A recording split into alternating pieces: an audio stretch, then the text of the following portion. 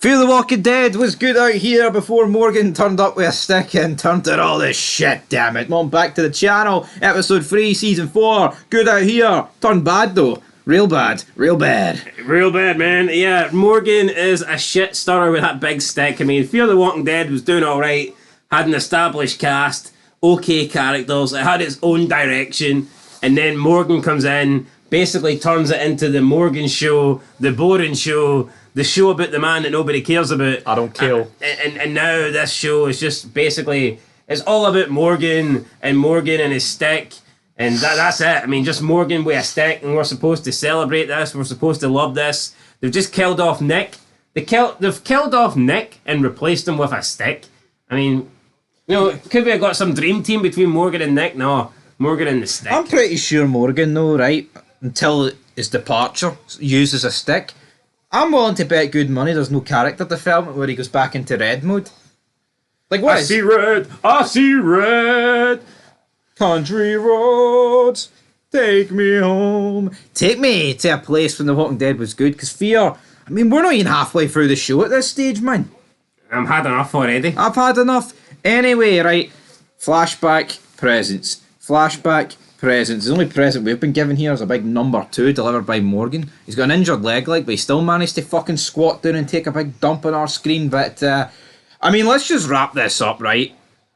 Essentially, the SWAT car swerves off the road, right? We split up here. We need 2 of yous need to go that way. Nick's going to stay here with Morgan, and then 2 of yous are going to go that way. So we get a tow truck, right? And see Althea crying about the story. It's like, no, you're not going anywhere without me getting my story. Fuck off! Cody No, Rhodes, finish my story. no, it's fucking cringe. I mean, really, we're in a zombie apocalypse, and your main concern is videoing people. You almost died last episode. You could have been dead this episode. Then she's like, no, but Strand's like, what happens though if the world ends and there's no one left to see it? And she's like, at least it's recorded. yeah, who's going to see it though? God? He's going to whip it out? Going to whip the fucking camera out and start watching it? Ridiculous, man. Awful. I like John Dory, right?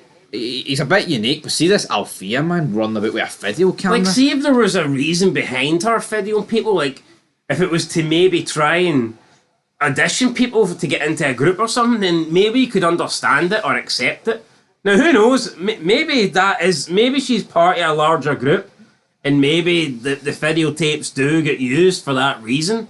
Because we know Diana liked to videotape people when they got to, not the Commonwealth, when they got to Alexandria.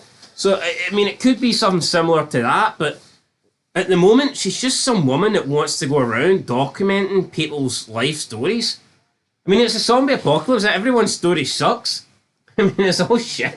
Yeah. No one's going to tell you, oh, my life's great. And also going around like this, man, you run the risk of getting killed. It is that simple. But yeah, Nick spots in El Camino after a wee talk with Morgan. These two talking did enough. It's weird to think though, right, that in Fear the Walking, these two shared an episode together and that was it. One episode? You would have assumed that these two were together for like 2 seasons or something. But is what it is. So yeah, Nick runs after the El Camino. Morgan then catches up.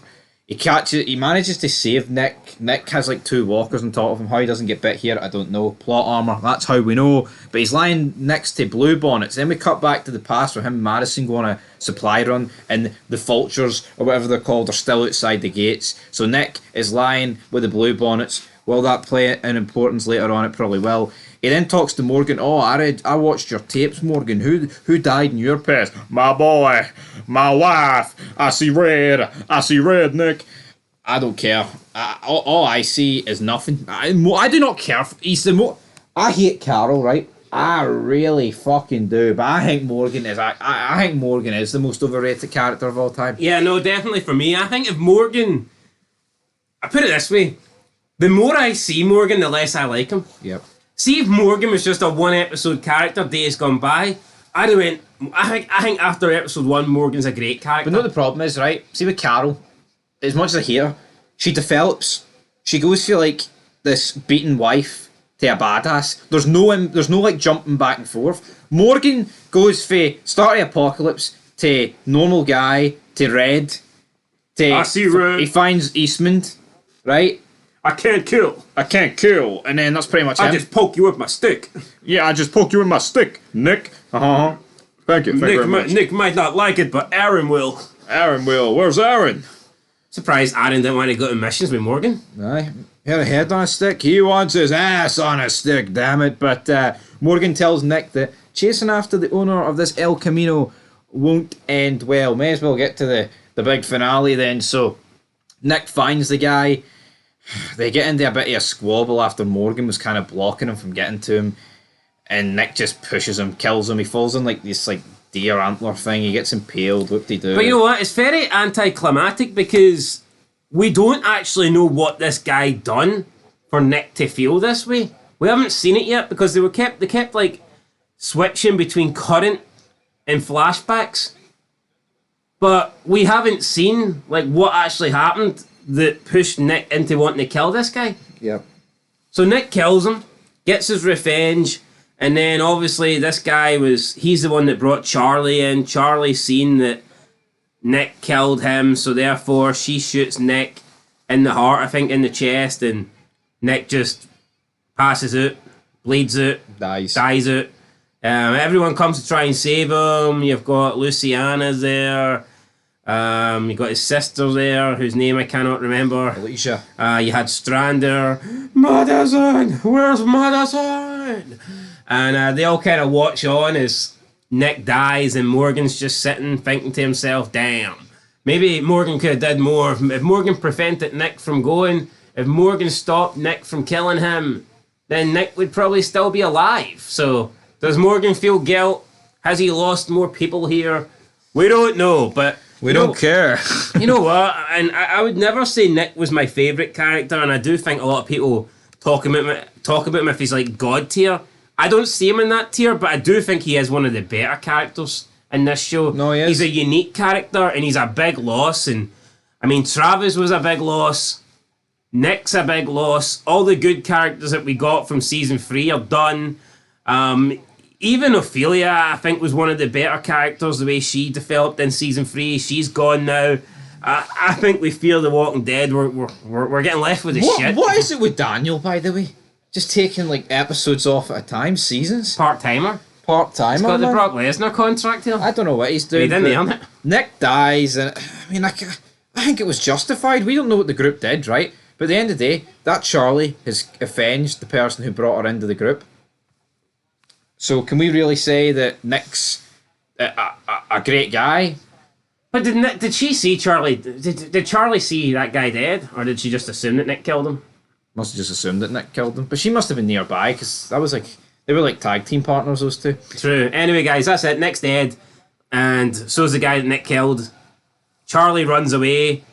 Alicia goes to try and track her down, but then gives up, I guess, because plot armor. I mean, plot armor. What's she going to do if she catches her enemy? So yeah, that's pretty much it. We say goodbye to Nick. Madison, I'm sure, is not going to take this too well. Will we see Madison have a meltdown? Will she transform into a Morgan? Will she see red? Strand, obviously he sees as brown. And that's pretty much it. We don't know what is happening with the baseball stadium. Will they go back there? Has the baseball stadium officially been taken over? What happened to the rest of the people that were in the baseball stadium? You had that nurse that they brought in. You had that older couple. Are they alive? Are they dead? Do we care? That's the questions that will be asked, or answered even, I guess, in episode 4. But for episode 3, I mean, this was alright. Maybe the best. Was it the best episode so far? I think it was better than 1. I think at least something important happened. I'll give it a 5. They killed Nick, you know. Yeah, I mean, I would say maybe season 4's got better with every episode. Not much, but slightly. Aye, we could half accept that. So I'm going to I'll get a 5 as well. Nick dies, and yeah, it sucks to be him. Sucks to be Nicky boy, but until next time. Woo! Peace.